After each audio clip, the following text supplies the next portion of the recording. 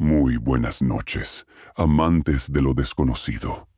Bienvenidos una vez más a la cara del terror. Hoy, la invitación es a un viaje, pero no a uno placentero. Vamos a adentrarnos en ese espacio liminal, solitario y muchas veces olvidado que conocemos como la carretera. El asfalto es una cinta infinita que conecta destinos, civilizaciones y personas, pero bajo el manto de la noche se transforma en algo más. Se convierte en un laberinto de posibilidades aterradoras, donde los límites entre este mundo y el otro son difusos como la niebla al amanecer. Si lo piensan bien, no hay lugar más desprotegido que un vehículo en medio de la nada. Estás solo, en movimiento perpetuo, y la oscuridad que te rodea es un lienzo perfecto para que se manifiesten entes y sucesos que desafían toda lógica y toda explicación científica. Este episodio está dedicado a esos encuentros. Historias de personas comunes, de camioneros cansados, de viajeros de fin de semana, de colectivos repletos de estudiantes que juran haber cruzado algo que no debería existir. Apariciones, bucles temporales, autoestopistas que se desvanecen en el asiento de al lado o entidades ancestrales que reclaman el derecho de paso en montañas y puentes. Son relatos de carreteras con tintes paranormales, con esa dosis de terror psicológico que te hace mirar por el espejo retrovisor cada pocos segundos, incluso cuando sabes que estás solo. Hoy vamos a recorrer los caminos más escalofriantes de Argentina, Chile, Guatemala, España y Perú, porque el miedo, como el asfalto, no tiene fronteras. Abróchate el cinturón. Apaga la luz de cortesía. Nuestro viaje inicia en La Pampa, Argentina, donde el cansancio de una joven universitaria se cruzó con un trayecto que a día de hoy todavía no sabe si fue un sueño horrible o un viaje a la mismísima boca del infierno. Esta es la primera historia, La sombra del desvío. A continuación leeré las palabras textuales de Camila. Me llamo Camila, y la historia que les voy a contar, una pesadilla lúcida ocurrida en el año 2017, se siente grabada en cada una de mis terminaciones nerviosas, como si hubiese pasado hace solo unos instantes. Yo era, en ese entonces, una estudiante universitaria en Córdoba, y mi vida se regía por la monótona pero necesaria rutina de viajar de regreso a San Luis cada domingo por la noche. Después de un fin de semana, lleno de abrazos familiares y el estrés de ponerme al día con mis cosas, subía al colectivo con la única meta de dormir las 7 u 8 horas que duraba el trayecto. En ese viaje en particular, el cansancio era monumental. Llevaba 2 días durmiendo muy mal a causa de exámenes finales, así que el asiento de ventanilla se sentía como un santuario. Puse mi lista de reproducción más relajante, me acomodé y esperé ese dulce momento de abandono en el sueño colectivo que se produce en los viajes de larga distancia. Nada, absolutamente nada, sugería que esa noche el asfalto me llevaría a un lugar fuera de cualquier mapa. El cambio empezó a manifestarse justo después de la medianoche, cuando uno está a merced del subconsciente. Yo no estaba completamente dormida, sino flotando en ese estado de duerme-vela donde los ruidos de la cabina se filtran en la conciencia. De pronto, me despertó una vibración incómoda. El suave y constante ronroneo del motor sobre la ruta principal había sido reemplazado por un traqueteo seco y áspero. Era un sonido mucho más cercano, como si las ruedas estuvieran golpeando un pavimento antiguo, agrietado, o incluso tierra apisonada. La curiosidad, ese fatídico instinto, Me hizo levantar ligeramente la cortina de la ventanilla, y lo que vi me arrojó al terror de inmediato. El chofer había tomado un desvío, pero no uno señalizado. Dejamos la autovía ancha, iluminada y completamente familiar para adentrarnos en lo que parecía ser un camino rural angosto.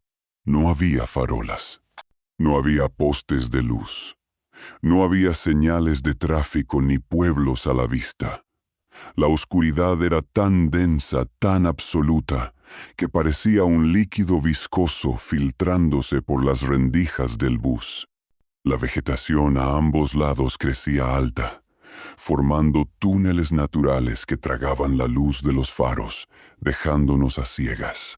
Instintivamente, busqué mi teléfono para revisar si había alguna noticia sobre el desvío, pero la pantalla parpadeó con un mensaje fijo y profundamente inquietante.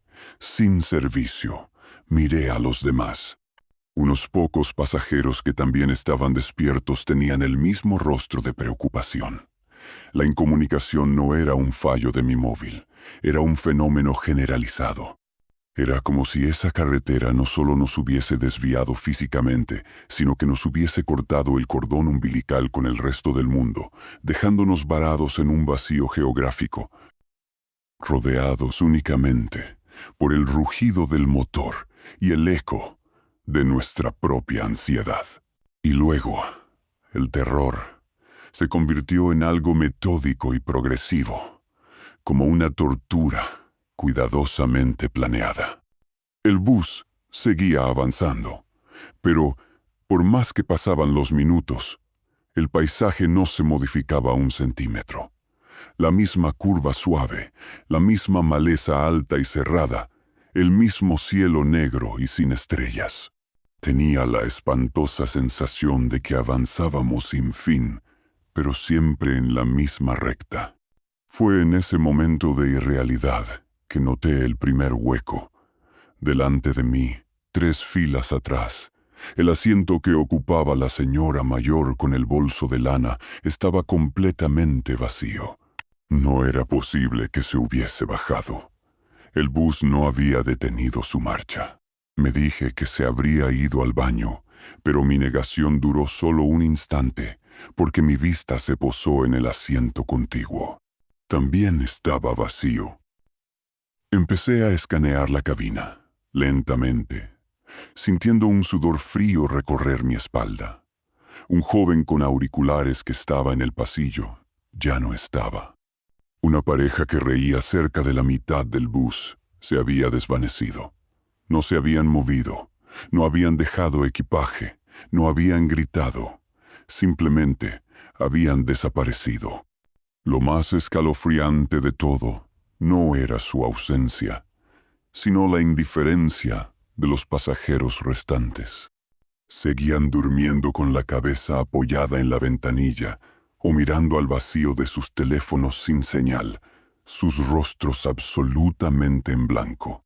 Parecía que nadie más notaba el vacío aterrador que se instalaba en la cabina. Era una pesadilla colectiva en la que solo yo estaba despierta y consciente del horror. Solo había un pasajero que parecía no estar afectado por esa somnolencia estúpida, el hombre de la fila trasera. Era una figura imponente, sentada con una rigidez antinatural. Llevaba una gorra que ocultaba casi por completo su rostro en las sombras, pero yo podía sentir, con una certeza visceral, que él me estaba mirando. Su presencia era un ancla de maldad en un mar de irrealidad. Cuando sentí que nuestros ojos se cruzaron, el hombre me obsequió con una sonrisa. No fue un gesto humano. Fue una mueca amplia y repugnante que reveló unos dientes oscuros, ennegrecidos, como si estuvieran cubiertos de moho o podredumbre. El miedo me dejó sin aliento. Era la sonrisa de algo que no pertenecía al mundo de los vivos. En ese mismo instante, las luces interiores del colectivo comenzaron a parpadear con una lentitud aterradora. El motor, que hasta entonces había sido un ronroneo, rugió y se aceleró de golpe, como si quisiera escapar de sí mismo. La sensación de irrealidad ya era insoportable. El bus ya no era un medio de transporte, sino un predador. Y entonces, el hombre de los dientes podridos comenzó a levantarse. Lo hizo despacio, con una deliberación que helaba la sangre, y empezó a caminar por el pasillo. Cada uno de sus pasos retumbaba en la cabina silenciosa. Venía directo hacia mí. No hubo tiempo para pensar. El pánico, ese instinto primario, tomó el control. Alargué la mano y golpeé el timbre de parada con una fuerza desesperada.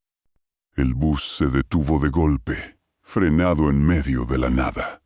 El chofer me miró por el espejo con una expresión de fastidio paciente, como si yo fuese el último obstáculo en un ritual que él estaba obligado a completar.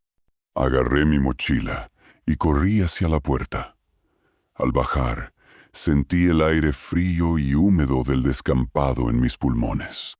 Antes de que pusiera un pie en el asfalto, el hombre de la sonrisa me bloqueó el camino visual en el pasillo, su sombra proyectándose por la puerta. No me detuvo físicamente, pero su silencio y su mirada me persiguieron. Apenas toqué la tierra, el motor del colectivo volvió a rugir, encendido con una violencia inusitada. Arrancó y desapareció en la oscuridad de la carretera rural en cuestión de segundos, dejando tras de sí un silencio denso y absoluto, como si el vehículo nunca hubiese estado allí. Me quedé sola, bajo un cielo sin estrellas. Caminé hasta el amanecer para encontrar ayuda. Nunca, jamás, volví a abordar un colectivo de noche en esa ruta. Lo que me sucedió trasciende la simple fatiga. Dudo si fue una pesadilla colectiva, un brote de terror, o si ese bus era, en realidad, un transporte maldito que sigue circulando por las rutas secundarias, recolectando pasajeros sin destino. Mi experiencia me grabó una lección de supervivencia. A veces, el acto más desesperado es el que te salva, y es mejor estar solo en un descampado que a bordo de un destino del que nadie regresa. Gracias, Camila, por habernos transmitido tu experiencia. Sigamos con la historia de Valentina. Soy Valentina, y este es el relato de cómo una entrega de rutina en el sur de Chile se convirtió en una trampa de tiempo y asfalto. Mi trabajo en 2021 era vital. Conducir una camioneta cargada con insumos médicos esenciales para hospitales rurales.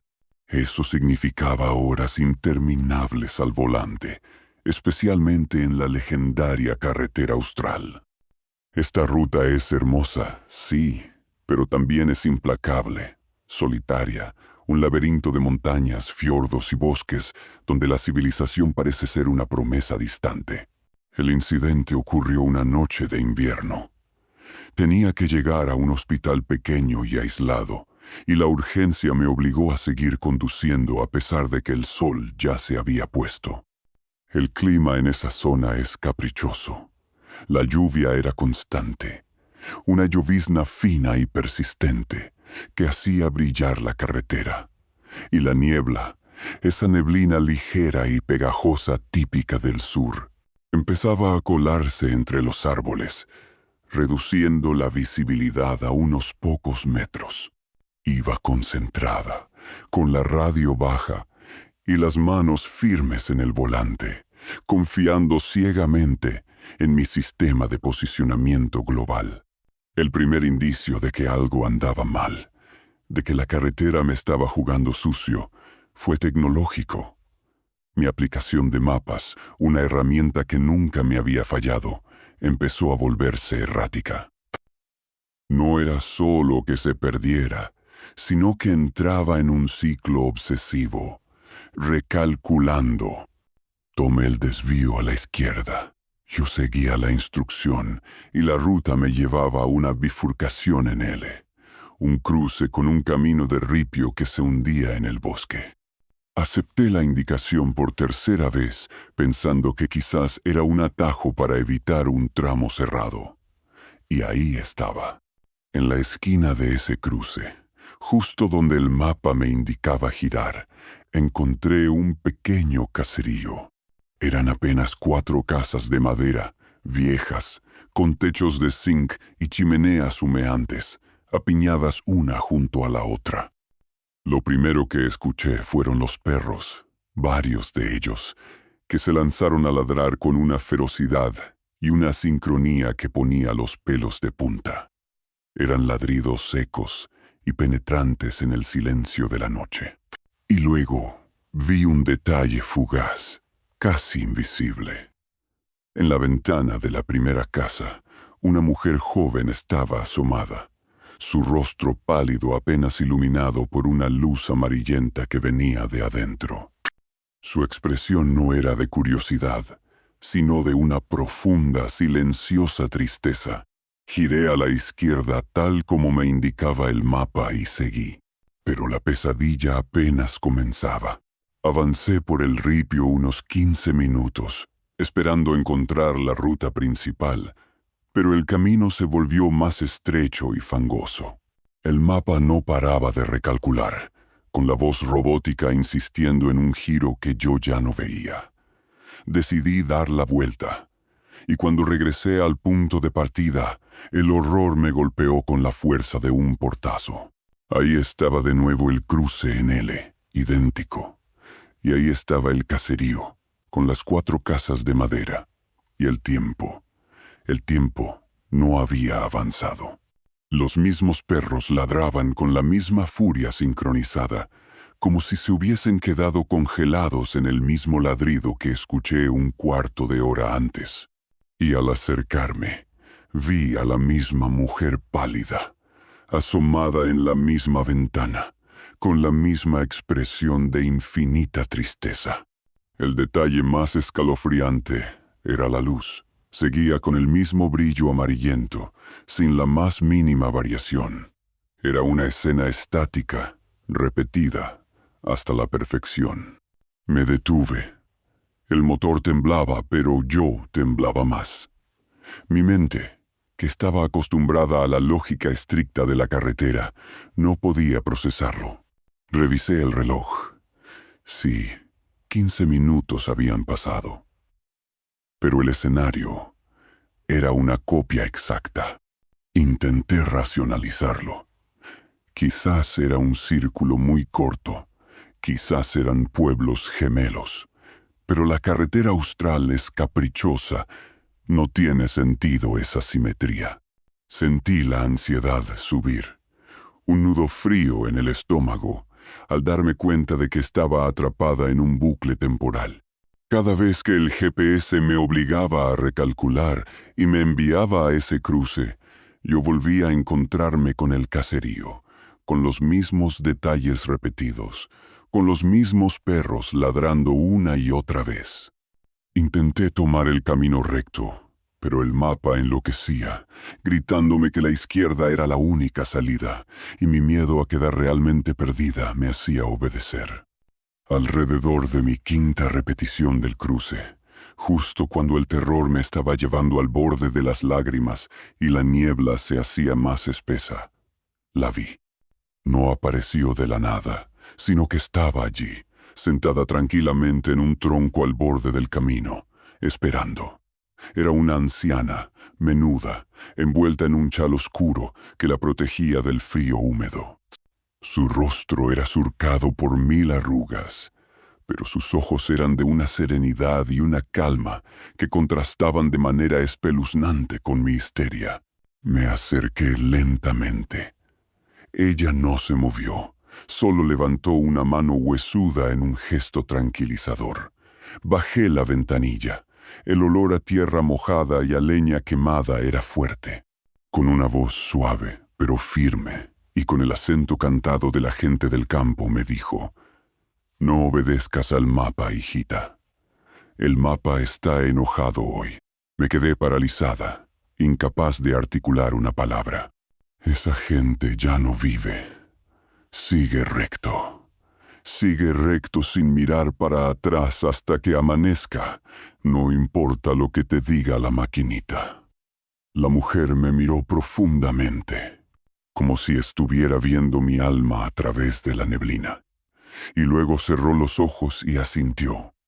La calma de esa anciana, su total aceptación de lo que me estaba sucediendo, fue el ancla que necesitaba. Decidí que el miedo a lo desconocido era preferible a la certeza de ese bucle horrible. Apreté los dientes y puse el vehículo en línea recta. El GPS en mi teléfono enloqueció por completo. La voz femenina se volvió aguda, insistente, casi furiosa, repitiendo: «Gire a la izquierda, gire a la izquierda, peligro». Pero yo solo pensaba en los ojos serenos de la anciana y en su consejo. Manejé en línea recta, ignorando las advertencias, sintiendo el impulso del vehículo tratando de desviarse hacia el cruce. Y de pronto, con un parpadeo, el griterío del GPS se detuvo. El mapa se reajustó, mostrando una ruta normal. Manejé sin mirar el reloj, solo concentrada en la línea del horizonte. Y entonces ocurrió la magia simple y vital. El cielo pasó de un negro tinta a un gris azulado. Las primeras luces del amanecer se filtraron por entre las montañas, y justo cuando los primeros rayos de sol iluminaron la carretera, apareció el cartel. «Bienvenidos al pueblo». Había llegado. Me detuve frente al hospital y apagué el motor. La paz regresó, pero el trauma se quedó.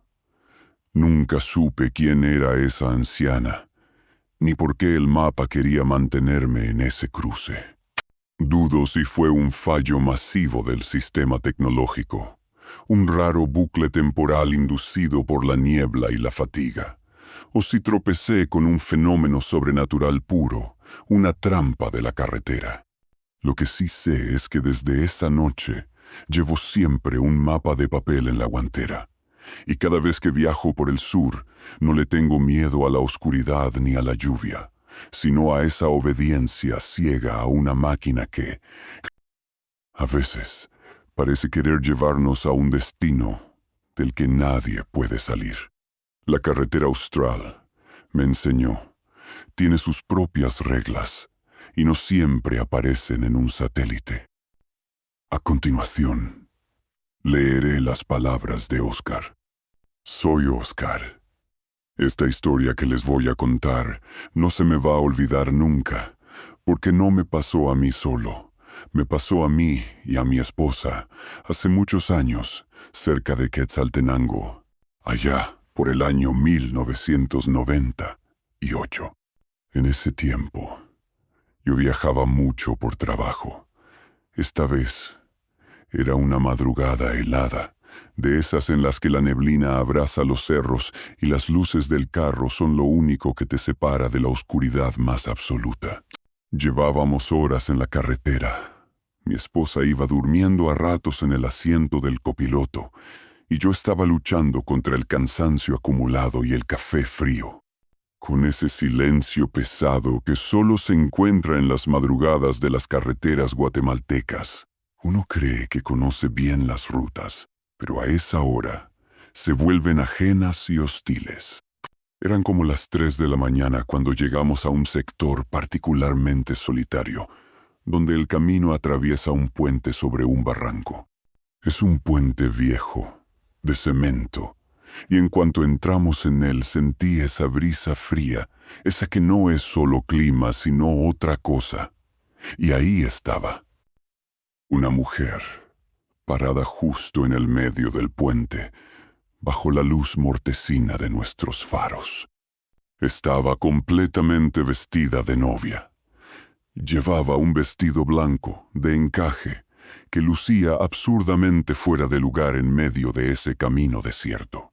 Parecía empapada, y su velo le cubría la cara, pero su figura inmóvil, mirando fijamente nuestro carro, era una visión que te detiene el pulso. De inmediato, frené. Uno piensa en esos segundos, en un accidente, en una emergencia. Fue un acto instintivo de humanidad. Pero la normalidad se acabó en el mismo instante en que detuve el motor. A pesar de que el carro era nuevo, y yo lo cuidaba como a un hijo, el motor se apagó por completo. Sin un sollozo, sin un aviso, simplemente murió. Traté de encenderlo, girando la llave, pero solo había un silencio obstinado. Y justo en ese momento, la figura de la novia comenzó a moverse. Despacio, con una lentitud que era casi ofensiva, empezó a caminar hacia nosotros. Mi esposa se despertó con el movimiento, y al ver la silueta acercándose, lanzó un grito ahogado. El terror se instaló en el carro. La mujer llegó a mi ventanilla y se inclinó. Su velo todavía ocultaba su rostro, pero podía sentir la frialdad que emanaba de ella. Empezó a golpear el vidrio, suavemente, con las uñas, pidiéndonos, con una voz que sonaba rota y lejana, que la lleváramos. «Llévenme, por favor. Ya casi es mi boda. Tengo que llegar», susurraba. Yo intentaba encender el carro desesperadamente, la llave girando sin éxito, mientras mi corazón golpeaba mi pecho. El escalamiento fue físico. De repente, un olor. No un olor a humedad o a carro, sino un olor pútrido, pesado, como a carne en descomposición, que se coló por las rendijas del aire y llenó la cabina. Era nauseabundo, y se intensificaba a medida que ella se pegaba al vidrio. Mi esposa, a mi lado, estaba paralizada. Podía ver el terror puro en sus ojos, ese miedo que te vacía el alma. Ella me jalaba del brazo y susurraba: «Oscar, por favor, no la mires, no le hables. Arranca ese carro. No es de este mundo, mi amor. Te lo juro». La reacción visceral de mi esposa fue el toque de queda. Entendí que estábamos ante algo que no podíamos confrontar. Una de esas leyendas negras que uno escucha de camioneros, pero que nunca espera vivir. Cuando el pánico estaba a punto de desbordarse, justo cuando la mujer golpeaba con más insistencia, vimos luces en la distancia, viniendo de atrás.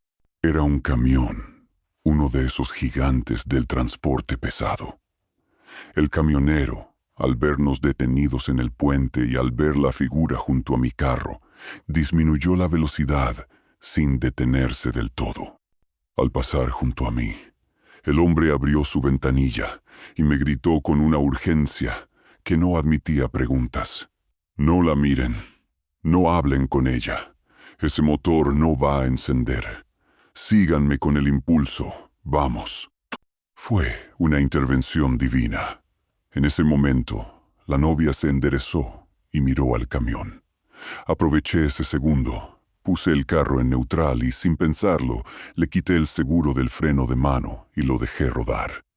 La pendiente leve del puente hizo que el carro se moviera, tomando velocidad, siguiendo las luces rojas del camión. Al dejar atrás a la mujer, mi motor, inexplicablemente, volvió a la vida con un rugido potente. Conduje pegado al camión durante varios kilómetros, hasta que la adrenalina me permitió tomar el control de la situación. Cuando nos detuvimos en el primer puesto de control, el camionero se bajó. Tenía el rostro ceniciento. Nos advirtió que no éramos los primeros, que ese puente era famoso por los accidentes, por la neblina traicionera y, sobre todo, por esa aparición.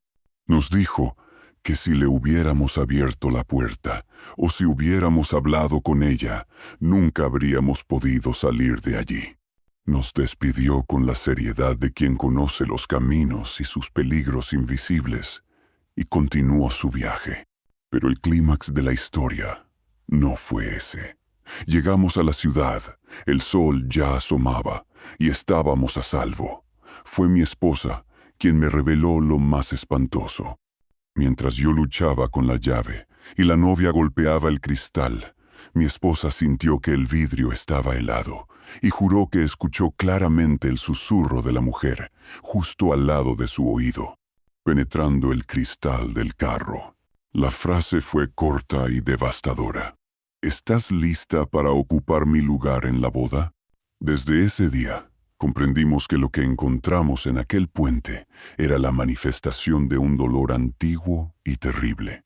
Creemos que la novia era un espíritu ligado a una tragedia matrimonial o un accidente de carretera, atrapada en un bucle eterno, buscando a una sustituta para ese matrimonio que nunca se concretó.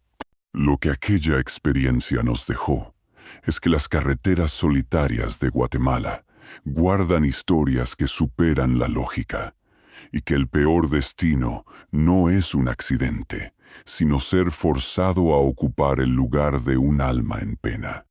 Por eso, al manejar de noche, siempre llevo el vidrio arriba, y jamás me detengo, aunque parezca una emergencia. Es una lección que se lleva en la médula. Hay invitaciones en la oscuridad que no se deben aceptar. Antes de continuar, déjame decirte algo. Si esta es tu primera vez por aquí, te invito a suscribirte y activar esa campana para que no te pierdas ni un solo suspiro de miedo que compartimos cada semana. Para los que ya son parte de esta oscura comunidad, mi agradecimiento es infinito. Su apoyo constante es lo que permite que sigamos explorando los rincones más profundos y aterradores de la experiencia humana, esos lugares donde la realidad se desvanece y la pesadilla toma el volante.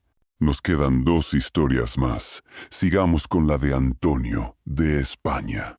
Soy Antonio. Esta historia que les cuento ocurrió en 1983, y es una de esas cosas que, por mucho que intentes enterrarlas, se quedan contigo para siempre. En aquel entonces, yo era un joven de 20 y pocos años, y estaba locamente enamorado de mi prometida. Ella vivía en otra ciudad, así que cada fin de semana me echaba a la carretera en mi viejo coche para verla. Conocía esa ruta como la palma de mi mano, y el viaje se había convertido en un ritual de amor y velocidad.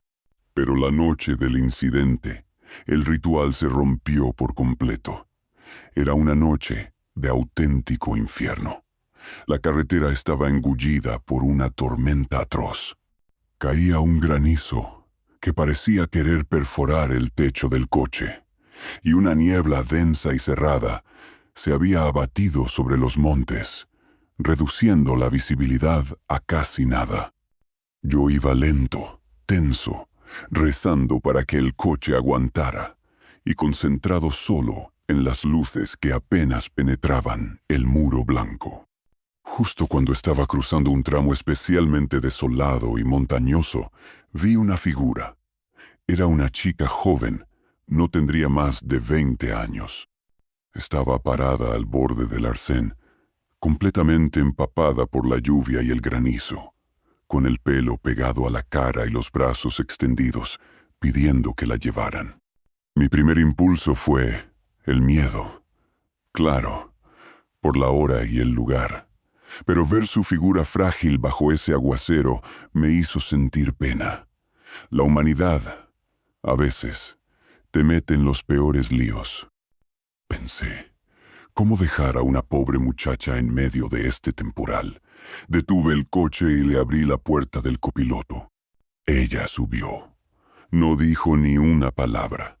Solo se sentó, se acurrucó y se quedó en absoluto silencio, con la cabeza agacha, dejando un charco de agua fría en la alfombrilla. Le ofrecí una manta, le pregunté su destino, intenté sonar amable, pero ella solo respondió con un sonido ahogado, ininteligible. Para romper el silencio encendí la radio, buscando una emisora de música para relajar el ambiente. Y ahí empezó la verdadera pesadilla. La radio, en lugar de emitir la música que sintonizaba, empezó a sonar con una voz humana. Al principio, eran risas, una risa suave y aguda que se repetía una y otra vez, pero no salían de los labios de mi pasajera, sino de los altavoces del coche. Yo miré a la joven, esperando una explicación, pero ella seguía quieta y silenciosa. Era su voz, la voz de una chica joven, pero distorsionada y cargada de una extraña estática. Era imposible que aquello estuviera en la emisora. La radio estaba captando algo que estaba dentro del coche. La tensión se hizo insoportable. Yo manejaba, aterrado, con el volante mojado por el sudor, mientras mi radio gritaba y reía. Decidí que no podía más, que tenía que detenerme y obligarla a bajar, o al menos exigirle que hablara. Estaba a punto de gritar, cuando eché un vistazo rápido al asiento del copiloto. El asiento estaba completamente vacío. No había rastro de la chica, solo la manta que había dejado caer en el suelo y el charco de agua que se había formado había desaparecido. Se había desvanecido, sin abrir la puerta, sin un sonido, sin dejar la más mínima prueba de que había estado allí, excepto por el escalofrío que me subió por la espalda. El pánico me hizo apretar el acelerador, huyendo de un vacío que era más aterrador que su presencia. Unos kilómetros más adelante, saliendo ya de la peor niebla, me detuve en una pequeña área de servicio para tratar de calmarme y tomar aire. Un trailero, un hombre corpulento y mayor, se me acercó con una expresión seria. Me preguntó si estaba bien, que me había visto muy pálido en la carretera. Le conté, tartamudeando, la historia. El hombre asintió lentamente, sin sorpresa, y me dijo algo que me dejó helado. Pero si te vi llegar con ella, chaval, la traías de copiloto, te lo juro. Y de repente se desvaneció entre la niebla del arcén cuando has aparcado. Mira, son cosas que pasan por aquí. La confirmación externa de mi locura fue el golpe de gracia. No había sido un delirio de la fatiga o la radio. Mi coche efectivamente había llevado a alguien. En ese momento, la radio, que seguía encendida, volvió a su emisora original. La voz distorsionada se cortó abruptamente, y una canción pop de los 80 invadió el coche con total normalidad, como si nada hubiera pasado. Antonio quedó marcado por esa experiencia. Nunca más volví a recoger a nadie en una tormenta nocturna. La carretera me enseñó una lección con un terror sutil, pero duradero. Hay autoestopistas que no buscan un viaje, sino un último intento de revivir un trayecto que terminó en tragedia. Mi experiencia con la pasajera del viento me demostró que en medio de la tormenta, la línea entre la caridad y la condena es muy fina, y a veces lo que se sube contigo al coche no es una persona, sino el eco de una pena que busca compañía en el silencio y el aislamiento de la noche. Para finalizar, vamos a escuchar las palabras de Hernán. Permítanme contarles algo que me pasó en el 2005. Yo soy Hernán, el de la canchita y el ceviche, el que siempre anda con un buen chiste. Pero esta historia me quitó la risa por un buen tiempo. Aclaro desde el inicio, soy un tipo de ciudad, de esos que se ríen de las leyendas. Pero aquella madrugada, la misma montaña de Cajamarca me enseñó que no todas las leyendas son cuentos, sino advertencias. Habíamos estado en una fiesta patronal épica, de esas que duran días. Éramos 5 amigos, todos metidos en mi camioneta para el regreso a la capital. Era madrugada, y aunque yo estaba sobrio, la adrenalina y el alcohol todavía estaban en el cuerpo y en la euforia de mis amigos. La carretera de montaña, con sus curvas cerradas y sus abismos oscuros, ya impone respeto de por sí. Pero esa noche se sentía diferente, con ese frío que cala los huesos y que parece venir de la tierra misma. El primer indicio, el que nos metió el miedo en el cuerpo sin darnos cuenta, fue sonoro. La música de la radio, que estaba a todo volumen, se cortó de golpe y en su lugar se escuchó. Era un canto fúnebre, monótono y profundo, interpretado por una voz que sonaba rota por el dolor. Mis amigos y yo nos miramos. Pensamos que era alguna emisora pirata, pero el canto venía con el viento. Se hacía más fuerte a medida que avanzábamos. Uno de mis amigos, el más supersticioso, dijo: «Parece que están cantando en quechua». Y ahí, ese detalle ancestral nos heló la sangre. Intenté cambiar la emisora, buscando un poco de salsa para distraer el ambiente. Pero la radio solo respondía con una distorsión horrible, repitiendo sonidos guturales y chasquidos que no eran música, sino pura interferencia de algo. La cosa se puso visual cuando entramos en el tramo más alto y desolado de la carretera. Íbamos subiendo la cuesta lentamente cuando uno de mis amigos gritó: «Miren arriba». En lo alto de un cerro, recortada contra un cielo que parecía de terciopelo negro, vimos una silueta gigantesca.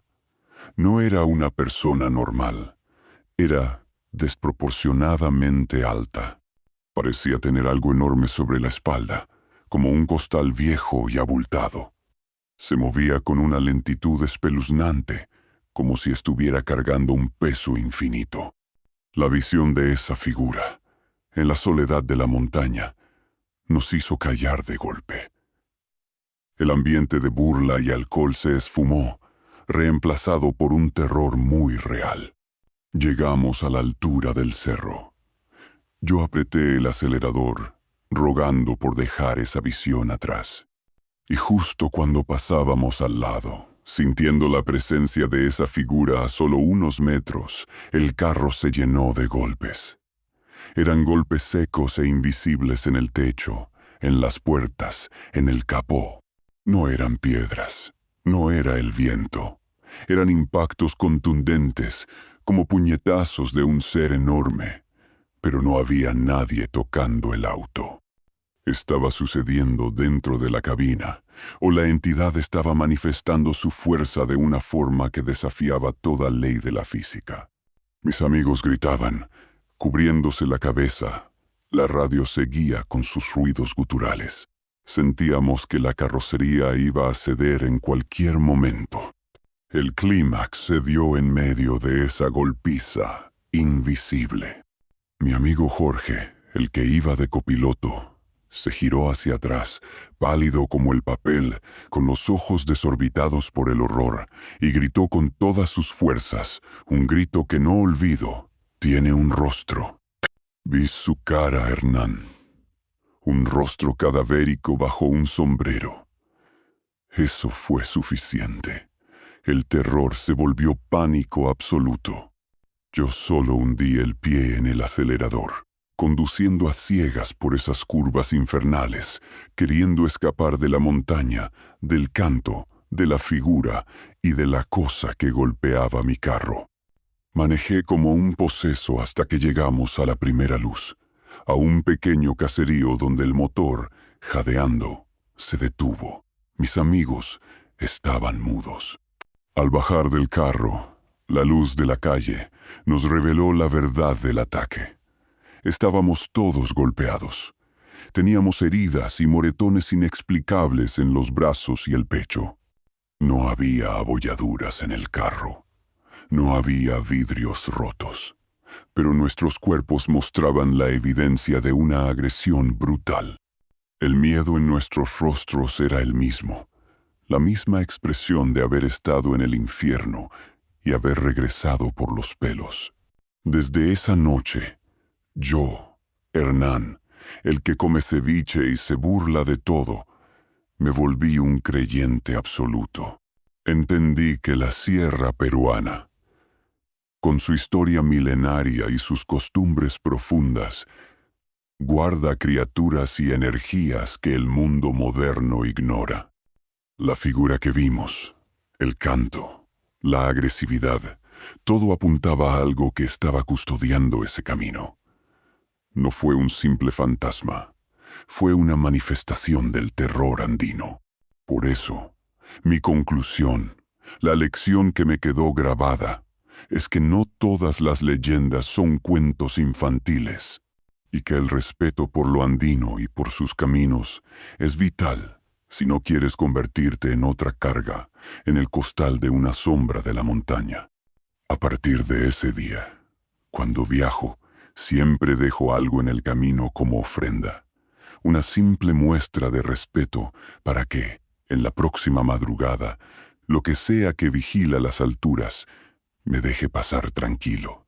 Y eso, mi amigo, no se te olvida nunca. Y así, amigos de la cara del terror, llegamos al final de este recorrido nocturno. Hemos cruzado la pampa de Argentina con Camila, donde el colectivo se convirtió en un devorador de almas. Nos perdimos con Valentina, en el bucle temporal de la carretera austral chilena, donde el mapa quería llevarnos a un destino sin salida. Sufrimos con Oscar, el frío susurro de la novia del puente en Guatemala. Una advertencia de que algunas tragedias matrimoniales quedan grabadas en el asfalto. Huimos con Antonio de la voz espectral en la radio de España. Y finalmente, sentimos el miedo ancestral de Hernán ante la silueta del cargador de penas en la montaña peruana. 5 países, 5 vehículos, 5 historias que, aunque distantes en geografía y tiempo, comparten una verdad escalofriante. La carretera no es solo un camino, es un umbral. Cuando cae la noche, el asfalto se convierte en el lugar perfecto para que el velo entre nuestro mundo y el de lo desconocido se adelgace.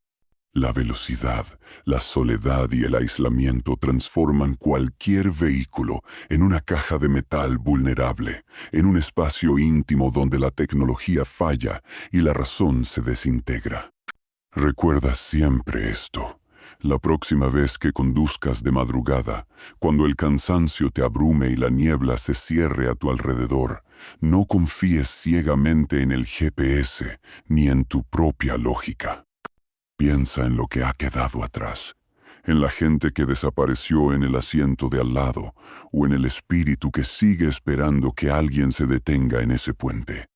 Hay destinos a los que es mejor nunca llegar, y hay invitaciones en la oscuridad que te exigen pagar un peaje demasiado alto.